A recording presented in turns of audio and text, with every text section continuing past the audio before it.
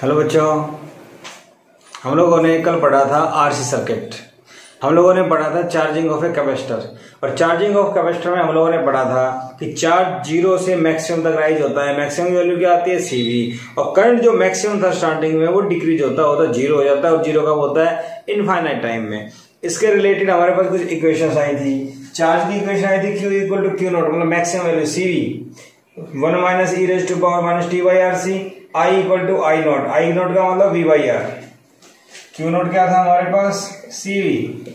आई not क्या था हमारे पास? V by R. और वी हमारे पास बैटरी की वोल्टेज थी, वीसीवी आ गया। ये हमारे पास या रजिस्टर के अक्रॉस वोल्टेज, ये कैपेसिटर के अक्रॉस वोल्टेज, और ये energy stored in the capacitor at any time T. तो ये हमारे पास कुछ फॉर्मूला आ गए थे, याद है। अब यहां से आगे अगर बढ़े तो इनके ऊपर क्वेश्चंस किस टाइप के बन जाते हैं? सिंपल क्वेश्चन कैसे बने? जैसे मान लो कोई आपसे पूछे, एक कैपेसिटर ने चार्जिंग स्टार्ट की, एक कैपेसिटर चार्ज हो रहा है, और चार्ज होते होते स्टार्टिंग से 19% चार्ज 19% कितने टाइम में हो जाएगा? मतलब find the time in which charge on the capacitor is 19% of its maximum value. Question आ जाए आपके पास, find t when charge on capacitor is 19% of maximum value. मान लीजिए ये क्वेश्चन आ जाए, तो चार्ज की बात कर रहे हैं तो हम फर्स्ट इक्वेशन यूज करेंगे। तो फर्स्ट इक्वेशन क्या है हमारे पास? Q equal to Q max या Q naught 1 minus e raise to power minus t by R C. ठीक बात है। अब Q कितना है? 19%, मतलब 19/100 of Q naught. Q naught 1 minus e की power minus t by R C. ये बात समझ रहे हो आप? मेरे पास Q कितना है? 19%, मतलब 19/100 of Q not maximum value होगा। तो ये लिख दिया हमने, Q नॉट कैंसिल, ई की power minus t by R C, इसको मैं ले आता हूं इधर, तो ये कहां जाएगा? इधर। तो 1 माइनस 19/RC, सॉरी 19/100, ये इधर जाएगा। तो या 100 में से 19, 81/100 ई की power minus t by R C. ठीक है भाई, इतनी बात समझ में आ गई। अगर आपको पता है इसका रेसिप्रोकल कर देते हैं तो प्लस का हो जाएगा, तो 100/81। ठीक है। अगर दोनों साइड लॉग ले लें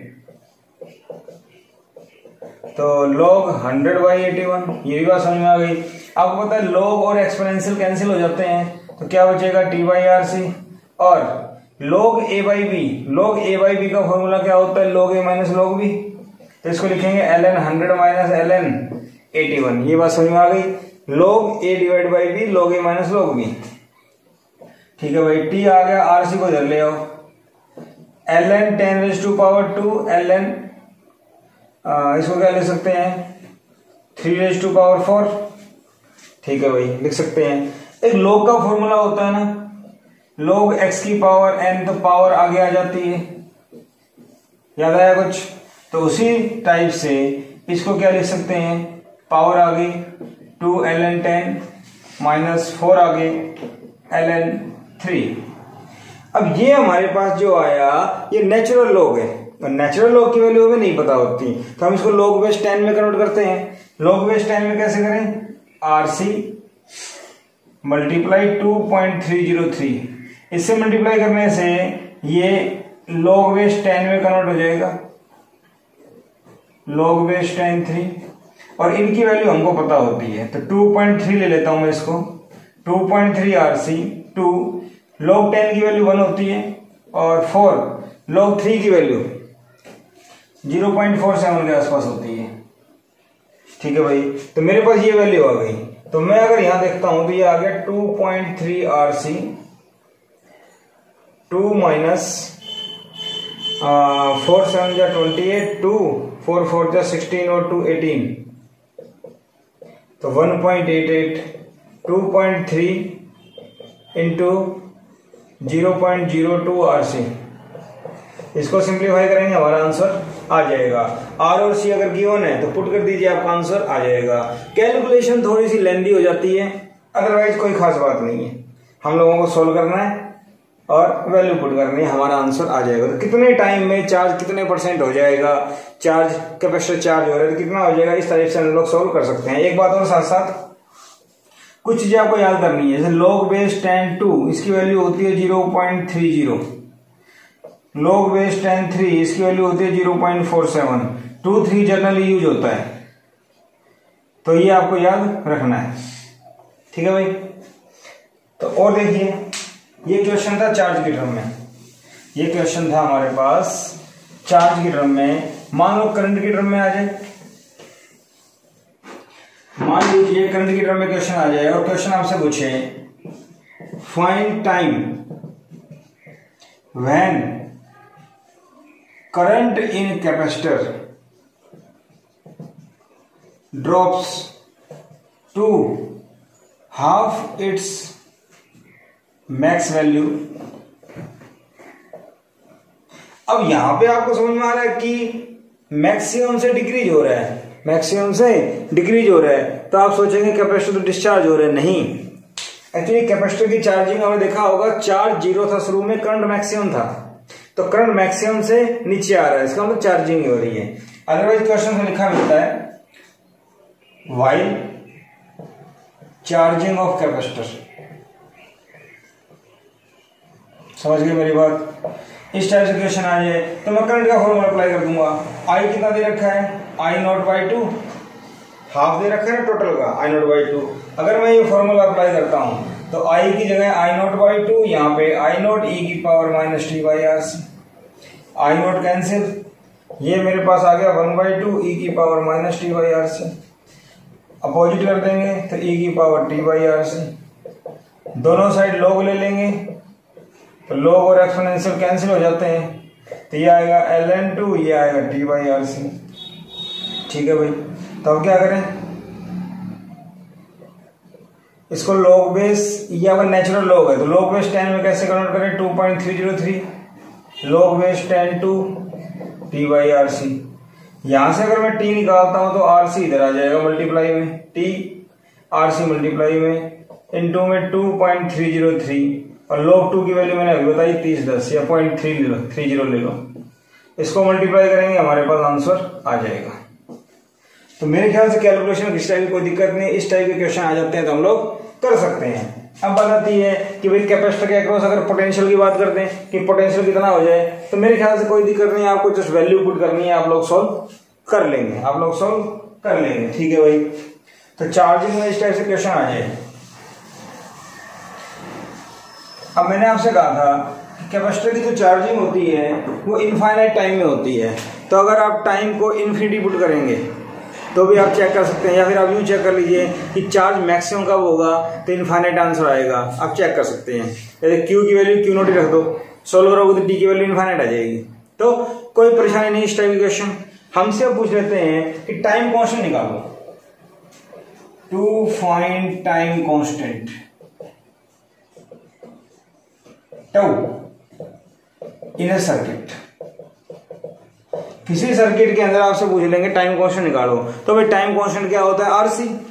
टाइम कांस्टेंट क्या होता है, RC। कोई परेशानी नहीं है, लेकिन हमारे पास सर्किट ऐसे आएंगे इसमें रेजिस्टर एक से ज्यादा होंगे और कैपेसिटर भी एक से ज्यादा हो सकते हैं, वहां पे क्या करें, वहां पे क्या करें, तो देखिए स्टेप्स यूज करने हैं। Short circuit the battery, battery को शॉर्ट कर दो, शॉर्ट करने के बाद बैटरी को एक सिंगल वायर से जोड़ दो, ठीक है। Find R net, R net का मतलब net resistance across the terminals of capacitors. जो कैपेसिटर उसके टर्मिनल्स के अक्रॉस आप आर नेट निकाल लिए। तीसरा step, find C net if there are more than one capacitor. अगर कैपेसिटर एक से ज्यादा है तो सी नेट भी निकाल लो। नाउ टाइम कांस्टेंट का फॉर्मूला हो जाएगा आर नेट इंटू में सी नेट। बात समझ में आ गई। अगर टाइम कांस्टेंट निकालना है तो आरसी होता है, अगर एक दे रखा है बट एक से ज्यादा आ जाए तो बैटरी को शॉर्ट करेंगे सबसे पहले, और कैपेसिटर जो है अगर एक है तो कोई दिक्कत नहीं, उस कैपेसिटर के अक्रॉस आर नेट निकाल लो, और अगर कैपेसिटर भी एक से ज्यादा है तो सी नेट निकाल लो, वैल्यू पुट कर दो। ठीक है भाई, किस टाइप से क्वेश्चन आएंगे वो देखिए जरा। एक इलस्ट्रेशन लेते हैं। मान लीजिए सपोज कीजिए मेरे पास एक रेजिस्टेंस है और यहां पे आपको एक कैपेसिटर दे दिया, यहां एक बैटरी दे दी, ये एक रेजिस्टेंस दे दिया 10 ओम, और यहां पे आपको 15 ओम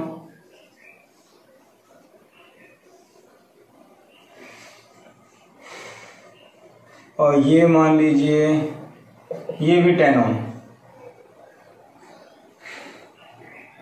ये 15 ओम, ये 10 ओम, इस टाइप से हमने मान लिया, और कैपेसिटर मान लिया 10 माइक्रोफैरड, इस टाइप से मान लिया, battery 10 volt. Find time constant. भाई टाइम कांस्टेंट बताओ क्या होगा। तो सबसे पहला काम क्या है इस क्वेश्चन में, टाइम कांस्टेंट निकालना मैं इसी में कर देता हूं। सबसे पहले बैटरी को हटा के शॉर्ट कर दें, सिंपल आ गया। अब कैपेसिटर तो एक ही है, ये निकालना है, तो मुझे बताओ दोनों सीरीज में, दोनों अगर सीरीज में है तो कितना हो गया, दोनों अगर सीरीज में है तो इसको हटा दें तो 15 और 10 कितना होता है 25, 15 प्लस 10 कितना हो गया 25। अब यहां देखा जाए तो इस रजिस्टर का एक एंड यहां जुड़ा हुआ है, एक एंड इसका यहां जुड़ा हुआ है। भाई सीरीज पैरेलल कॉम्बिनेशन और रजिस्टर 10th में पढ़े हुए हैं, तो जैसे कैपेसिटर थे वैसे ही है, तो ये इसका पैरेलल कॉम्बिनेशन। तो पैरेलल कॉम्बिनेशन में कैसे ऐड होते हैं, या रेसिप्रोकल करके, तो 25 ohm and 10 ohm R in parallel. अगर ये पैरेलल में है तो आरपी मान लेता हूं कितना आएगा, दोनों को मल्टीप्लाई बटे में दोनों का सम, 50/7 ओम आ गया।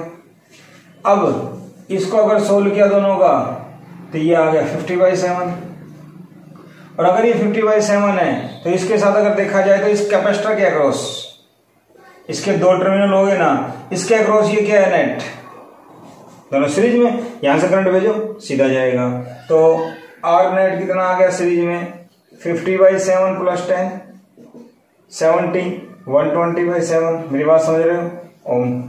तो टाइम कांस्टेंट क्या हो गया आर नेट इंटू सी, सी तो एक ही है, आर नेट कितना है 120/7, और ये कितना है 10 माइक्रो,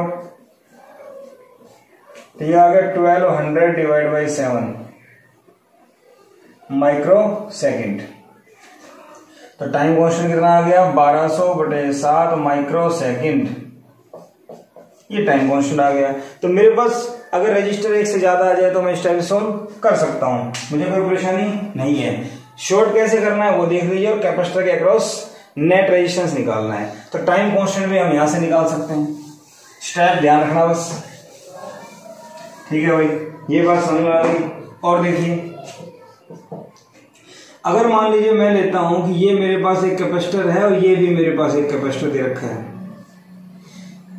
और ये मान लो 15 माइक्रोफैरड का है और ये 10 माइक्रोफैरड का है, ठीक है भाई।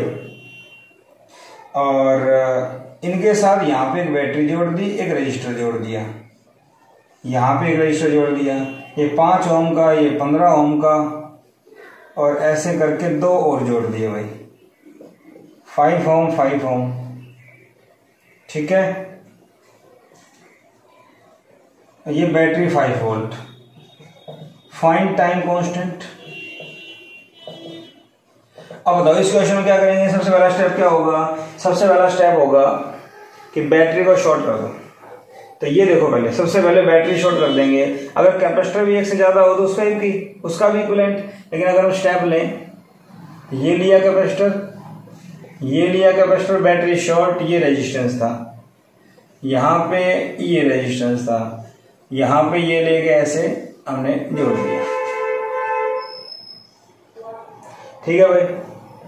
ये 5 ओम, ये भी 5 ओम, ये 15 ओम, 15 माइक्रोफैरड, और ये 10 माइक्रोफैरड, ये 5 वोल्ट का 5 ओम। ठीक है भाई, बैटरी शॉर्ट हो गई सबसे पहली बात। अब इक्विवेलेंट निकालो, ये भी और ये भी। अब इन दोनों का तो सबसे पहले एक आ जाएगा ना, क्या आ जाएगा, दोनों सीरीज में। और कैपेसिटर जब सीरीज में होते हैं तो कैसे ऐड होते हैं, रेसिप्रोकल करके। तो इन दोनों का क्या आ जाएगा, सी नेट, दोनों को मल्टीप्लाई बटे में दोनों का सम। सही बात है ना, दोनों को मल्टीप्लाई 6 आ गया, तो ये एक कैपेसिटर बन गया। तो सी नेट 6 माइक्रोफैरड एक बन गया। इसके टर्मिनल्स के अक्रॉस नेट रेजिस्टेंस चाहिए। तो यहां देखो अब 15 5, ये दोनों सीरीज में है तो कितना हो गया 10। ये दोनों सीरीज में है, वो दिख रहा है सीरीज में है तो 10 हो गया। अब 15 और 10 क्या है, दोनों पैरेलल में। और दोनों अगर पैरेलल में तो इनका क्या आ जाएगा, पैरेलल में मल्टीप्लाई बटे दोनों का सम। मेरी बात समझ रहे हो, ये भी 6 ओम आ गया। तो ये क्या बन गया भाई, ये कैपेसिटर, ये 6 ओम और ये 5 ओम। ठीक है भाई। अब यहां देखा जाए, हम एक्चुअली इस कैपेसिटर को हटा भी सकते हैं। इस कैपेसिटर को यहां से हटा दें तो 2 टर्मिनल बन गए कैपेसिटर की जगह। तो नेट रेजिस्टेंस क्या हो गया, 6 और 5 11, और कैपेसिटेंस क्या था 6 माइक्रोफैरड। तो बेटा टाइम कांस्टेंट क्या हो गया, RC। तो C कितना है, R कितना है 11, ये कितना है 6 माइक्रो, तो 66 माइक्रो सेकेंड। तो टाइम कांस्टेंट क्या आ गया मेरे पास 66 माइक्रो सेकेंड। तो मुझे कोई किसी टाइप की परेशानी नहीं है, मैं जस्ट इसको मल्टीप्लाई करूंगा और सॉल्व करूंगा। तो टाइम कांस्टेंट निकालना आ जाए तो भी मुझे कोई किसी टाइप की परेशानी नहीं होगी। ठीक है,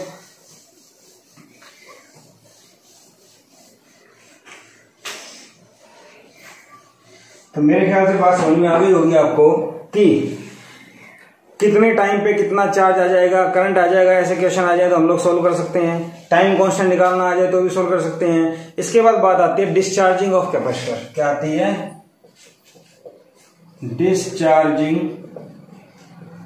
ऑफ कैपेसिटर।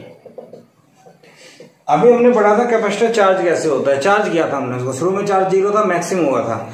अब डिस्चार्जिंग का मतलब कैपेसिटर फुल्ली चार्ज हो चुका है, सर्किट में कोई करंट नहीं है, तो बैटरी वहां पे है या नहीं है कोई फर्क नहीं पड़ता। अब कैपेसिटर को डिस्चार्ज करना है, कैसे। ये मेरे पास एक कैपेसिटर है जिसके ऊपर चार्ज मैक्सिमम है, और मैक्सिमम चार्ज क्या था CV। इसका चार्ज मुझे निकालना है, डिस्चार्ज करना है। डिस्चार्ज करने के लिए क्या करना पड़ेगा, इसके साथ एक रजिस्टर जोड़ दें R। मेरी बात समझ रहे हो, इसके अक्रॉस मैंने क्या जोड़ दिया, एक रजिस्टर। ठीक है भाई, इसके अक्रॉस मैंने एक रजिस्टर जोड़ दिया। तो मान लो किसी भी टाइम t पे, at any time t, QB charge on capacitor.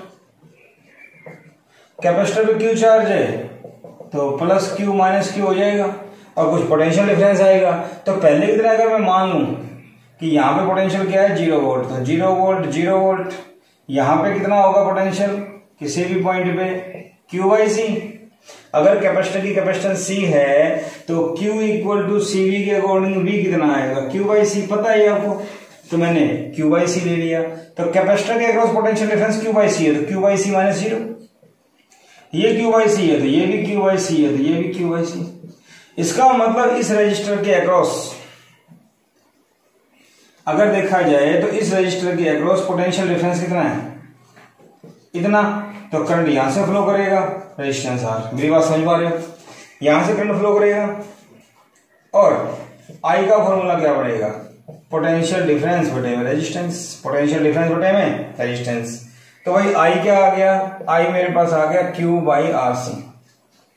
Q/R नीचे था, C भी नीचे आ जाएगा। ठीक है भाई, अब I की जगह क्या रखना है, dQ/dt, Q/RC। सही है, नहीं, यहां देखो शुरू में चार्ज क्या था, मैक्सिमम। चार्ज अगर मैक्सिमम था तो जब यहां से जाएगा तो चार्ज क्या हो रहा है, decrease.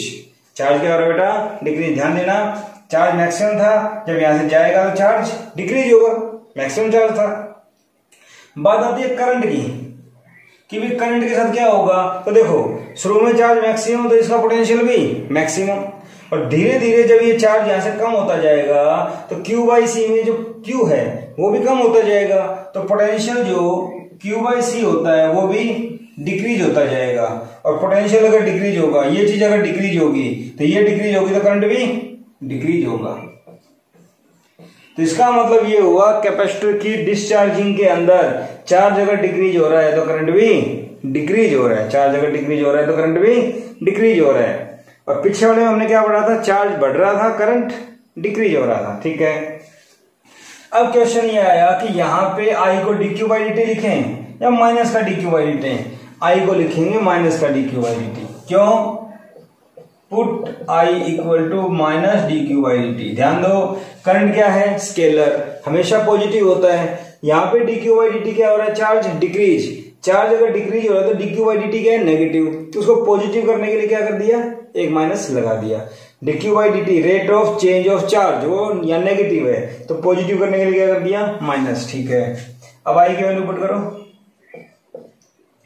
Minus dq by dt equal to q by R C. तो dq बाई q और minus dt by R C, ये आ गया। इंटीग्रेटिंग बोथ साइड, अगर दोनों साइड इंटीग्रेशन करते हैं तो ऐसे लिखेंगे dq बाई q और माइनस 1 बाई आर सी बाहर आ जाएगा, इंटीग्रेशन dt। ठीक है भाई, इतनी बात मुझे समझ में आ गई। अब dq बाई dq ये मेरे पास चार्ज है। अब क्वेश्चन ये आता है कि यहां पे लिमिट क्या आएगी भाई, शुरू में चार्ज क्या था, मैक्सिमम, मैं क्यू नॉट मान लू, या मैक्सिमम चार्ज क्या होता है, CV, और फाइनली क्या हो जाएगा, 0, और टाइम क्या हो जाएगा, 0 से t। या एक काम करते हैं हम लोग, शुरू में टाइम 0 था तो चार्ज कितना था, मैक्सिमम Q नॉट मान लेते हैं, और एट एनी टाइम t क्या मान लेते हैं, Q। ये सही रहेगा क्योंकि 0 तो इनफाइनाइट टाइम में होगा ना फाइनली, तो 0 टाइम पे मैक्सिमम था, t टाइम पे Q मान लिया। ठीक है भाई, इंटीग्रेशन करेंगे तो क्या आएगा, ln Q, Q नॉट से Q minus 1 by R C, time का t 0 से t। ठीक है भाई, log upper limit minus lower limit minus t by R C, ये हो गया ln Q by Q naught minus t by R C. और टेकिंग एक्सपोनेंशियल बोथ साइड, तो E और ln आपको पता है कैंसिल हो जाते हैं, तो दोनों साइड एक्सपोनेंशियल लिया, E और ये कैंसिल हो जाएगा, तो Q by Q naught e की power minus t by R C, Q equal to Q naught e की power minus t by R C. और Q नॉट की मैक्सिमम वैल्यू क्या होती है, CV। तो आप यहां पे नोटिस कर पा रहे हैं कि चार्ज का टाइम के साथ जो वेरिएशन आया वो चार्जिंग में जो आया था उससे अलग है। चार्जिंग में आया था Q equal to CV bracket 1 minus e की पावर दिस, यहां 1 माइनस नहीं आ रहा, इसका मतलब फॉर्मूला चेंज है। ठीक है भाई, इतनी बात मुझे समझ में आ गई। पहले वाला मेथड है, यहां तो वहां पे क्या आया था, V माइनस क्यू बाई सी, यहां पे क्या आ रहा है, ये बाकी सारा मेथड सेम है। एक करंट की वैल्यू नेगेटिव पुट करनी है, ये यहाँ पे नोट करने वाली चीज है, ये यहाँ पे ध्यान रखने वाली चीज है कि ये नेगेटिव आएगा। ठीक है भाई, इतनी बात मुझे समझ में आ गई। अब अगर देखें कि भाई Q का फॉर्मूला आया CV मतलब Q naught T by R C, अगर T 0 है तो चार्ज मैक्सिमम आया था, चेक करते हैं। Q equal to CV e की पावर 0, e की पावर 0 क्या होता है भाई, 1, तो CV आ गया Q, और ये क्या होता है Q naught. At T equal to infinity put करो, Q equal to CV e की पावर माइनस इन्फिनिटी, CV बटे में इन्फिनिटी और समथिंग बटे e की पावर इन्फिनिटी, इन्फिनिटी क्या आ गया 0, तो इन्फिनिटी पे चार्ज क्या हो गया 0, बिल्कुल सही बात है। अब इतनी बात मुझे समझ में आ गई, तो भाई इसके लिए ग्राफ क्या बनेगा, टाइम कांस्टेंट डिफाइन करना चाहो तो वही आएगा। टाइम कांस्टेंट अगर आप डिफाइन करना चाहें यहां पे टाइम कांस्टेंट, तो टाउ को T मान लेते हैं, टाउ को अगर T मान लेते हैं तो क्या आएगा, Q equal to Q naught या सी वी, एक ही बात है। ई की power minus t by tau क्या होता है, आरसी तो होता है टाउ, तो इसकी जगह टी, टी से टी कट गया, क्यू नॉट बाई ई आ गया। तो Q equal to Q naught by e, और 1 बाई ई की वैल्यू मैंने क्या बताई थी 0.37। ठीक है भाई, मुझे ये बात समझ में आ गई। अब मुझे ये बताओ, टाइम जब 0 था तो चार्ज क्या था, मैक्सिमम।